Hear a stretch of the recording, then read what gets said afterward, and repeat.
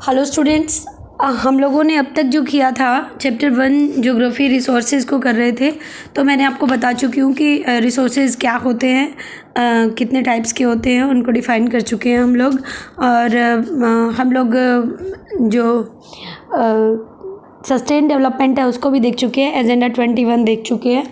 ठीक है, अब हम कह रहे हैं कि रिसोर्स प्लान की ज़रूरत क्यों होती है, मतलब हमें क्यों ज़रूरत है कि हम अपने रिसोर्स को आगे यूज़ ला सकें, उसे प्लानिंग करके।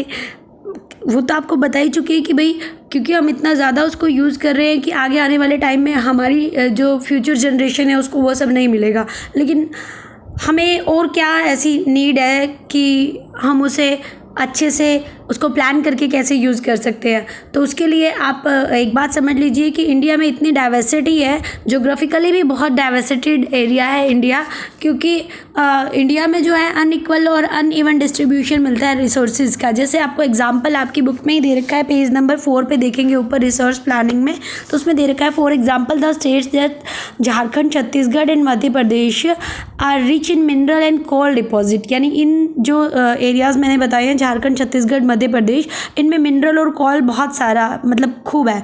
ठीक है, अरुणाचल प्रदेश जहाँ वैसे तो पानी है, बट पानी का क्योंकि रिसोर्सेज इस तरह से है कि वहाँ मतलब कमी आती है पानी की हमेशा ही, जो मैं पहले बता चुकी हूँ कि मानेसर जो सबसे ज़्यादा रेनफॉल वाला एरिया है वर्ल्ड में, वहाँ पे ही पानी की उसे कुछ 50 किलोमीटर दूर अगर जाते हो तो पानी की बहुत शॉर्टेज आती है, स्क्रैसिटी देखने को मिलती है। ठीक है, तो अगर हम इसी तरह से देखते हैं कि राजस्थान है, वहाँ पे सोलर एनर्जी, विंड एनर्जी के बहुत सारे स्कोप्स हैं, पर फिर भी वाटर रिसोर्सेज की कमी रहती है वहाँ पे। ठीक है, मतलब कहने का ये है कि अपने क्योंकि इंडिया में जोग्राफिकल डाइवर्सिटी बहुत ज़्यादा है, इसलिए सारे रिसोर्सेज एक ही जगह पे नहीं है। ज़रूरी नहीं है कि जो झारखंड में मिल रहा है वो आपको हिमाचल में भी मिले, या जो हिमाचल में मिल रहा है वो आपको केरला में भी मिले। ठीक है, सब अलग अलग जगह पे, और हमें नहीं पता कि कितना कितना है और कहाँ कहाँ पे है, और यूज़ तो उसे पर सभी कर रहे हैं ना। अगर पेट्रोल डीजल की बात कर रहे हैं तो ऐसा नहीं है ना कि जहाँ पेट्रोल डीजल निकल रहा है, क्रूड ऑयल मिल रहा है, सिर्फ वहीं के लोग यूज़ कर रहे हैं।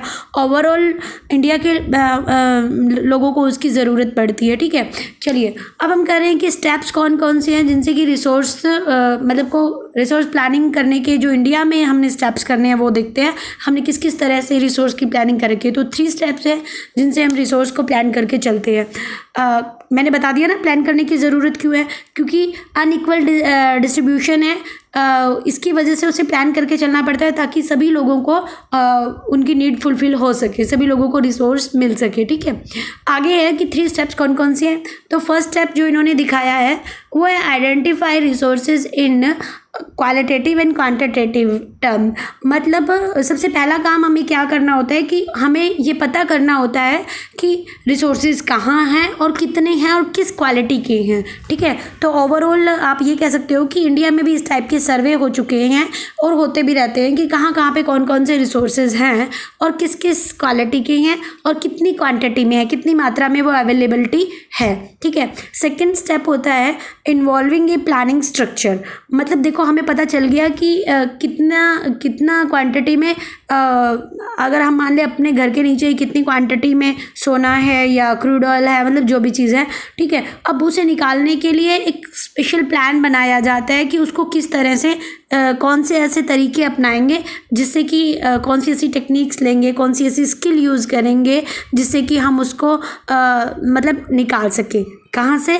जहाँ भी वो है, अर्थ में है, मतलब धरती में नीचे है या कहीं ओशियन में है, मतलब उसको यूज़ करने के तरीके भी हमारे पास होने चाहिए। ठीक है, तीसरा स्टेप क्या होता है overall national development plan.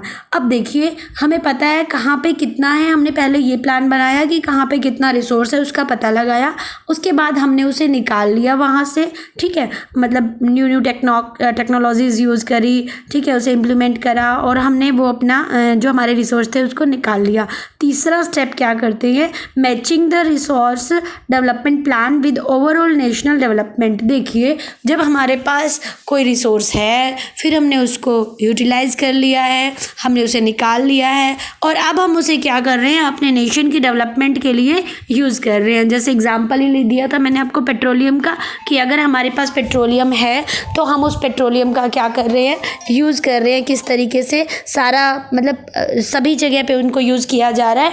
Overall आप कह सकते हो इसमें पूरे इंडिया में किसी एक ही जगह पे तो नहीं यूज़ किया जा रहा है ना। अगर झारखंड में आयरन ओर मिल रहा है या कोल मिल रहा है या मिनरल मिल रहे हैं, तो ऐसा तो नहीं है कि सिर्फ झारखंड वाले उसे यूज़ कर रहे हैं, उसे सभी यूज़ कर रहे हैं, पूरा इंडिया यूज़ कर रहा है। और अगर बाहर भी हम उसे फॉरेन में भी भेज रहे हैं तो उसका फ़ायदा भी पूरे देश को हो रहा है। ठीक है, तो ये मैंने बताया कि रिसोर्सेज को इस तरह हमें प्लान करके चलना पड़ता है कि उन स्टेप्स को लेके कि पहले उनका पता करना पड़ता है वो कहाँ पे हैं, कितनी क्वालिटी है उनकी, क्या क्या कितनी क्वांटिटी है उनकी। ठीक है, सेकंड हमने बताया कि हम उन्हें निकालने के लिए या उसे यूज़ में कैसे ला सकते हैं, ये देखा जाता है। ठीक है, तीसरा बताया कि वो ओवरऑल नेशनल जो हमारी डेवलपमेंट है उसमें कैसे उसको यूज़ किया जा सकता है। ठीक है, आगे हम बता रहे हैं कंजर्वेशन, जो इसी में नेक्स्ट है कंजर्वेशन ऑफ रिसोर्स। ये ऊपर से थोड़ा कट गया है, आप ध्यान रखिएगा। कंजर्वेशन ऑफ रिसोर्स के बारे में आपकी बुक में एक डेफिनेशन बहुत अच्छी सी दे रखी है, महात्मा गांधी की दे रखी है। वो कह रहे हैं कि आपको पता ही है कि हमें रिसोर्स को कंजर्व करना पड़ता है। कंजर्व करने से मतलब है कि अगर हम नहीं कंजर्व करके रखेंगे तो हमारी आगे आने वाली फ्यूचर जनरेशन के लिए कुछ भी नहीं बचेगा। ठीक है, तो महात्मा गांधी ने क्या कह रखा है, आप पेज नंबर 5 पे ऊपर वाला पहला देख सकते हैं। There is enough for everybody, ध्यान से सुनिएगा, there is enough for everybody need, यानी कि अगर सबको सिर्फ ज़रूरत के जितना चाहिए ना, थोड़ा बहुत जितनी उनकी ज़रूरत है उतना चाहिए, तो आराम से हमारे पास इतने रिसोर्स हैं कि सबका काम चल सके। And not for anybody greed, greed होती है भूख, लालच। अगर किसी को सिर्फ ज़रूरत के लिए चाहिए तो हमारे पास इनफ है, बहुत है रिसोर्सेज। लेकिन अगर किसी को अपने लालच में चाहिए कि मैं रिसोर्सेज यूज़ करके अमीर बन जाऊंगा, पैसा कमाऊंगा, या बहुत ज़्यादा मात्रा में उसे यूज़ कर रहा हूँ, एकदम एक्सेस में यूज़ हो रहा है, तो फिर किसी की भूख इससे नहीं मिट सकती, यानी कि तो फिर किसी का पेट इससे नहीं भर सकता। ठीक है, अब नीचे इन्होंने दे रखा है, आपकी बुक का ये मैंने उठा रखा है, आप इसको पढ़ भी सकते हैं बुक में से। All the international level the Club of Rome advocated resources conservation for the first time in a more systemic way in 1968। अगर हम कह रहे हैं कि इंटरनेशनल लेवल पे 1968 में क्लब ऑफ रोम ने रिसोर्सेज को कंजर्व करने की बात कही थी। अगर ये बात आ भी जाती है कई बार 1 मार्क्स वाले क्वेश्चन में कि सबसे पहले किसने रिसोर्स को कंजर्व करने की बात कही, तो 1968 में क्लब ऑफ रोम ने फर्स्ट टाइम रिसोर्सेज को कंजर्व करने के कुछ एक सिस्टम से तरीके बताए थे। ठीक है, उसके बाद 74 में शुमेसर ने जो अपनी बुक लिखी थी स्माइल इज़ ब्यूटी, उसमें भी गांधी जी के जो विचार थे सेम विचारों को उसने उसमें लिखा, सारी वही आइडियोलॉजी उसमें गांधी जी वाली उन्होंने उठाई कि अगर नीड्स को कंप्लीट करना है तो हमारे पास सफिशिएंट है, बहुत है, लेकिन अगर किसी की ग्रीड को कंप्लीट करना है तो हमारे पास बिल्कुल नहीं है। ठीक है, आगे उसके बाद वो बता रहे 1987 में ब्रुंडलैंड जो आप कह सकते हो कमीशन की एक रिपोर्ट आई थी, उसमें भी जो रिसोर्स कंजर्वेशन थे उसको मतलब पूरा उसके ऊपर आप कह सकते हो कि फोकस किया गया था।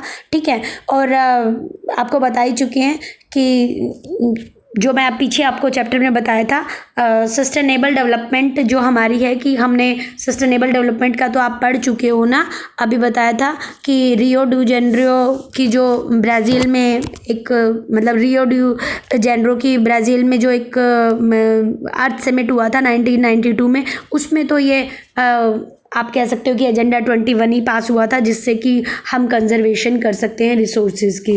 ठीक है, अब आगे जो मैं आपको बताने वाली हूँ वो लैंड रिसोर्सेज को हम कैसे यूटिलाइज़ करेंगे वो नेक्स्ट वीडियो में बताऊँगी। ठीक है, डाउट हो तो मेरे पर्सनल नंबर पे आप कॉल कर लेना स्कूल। Okay, thank you.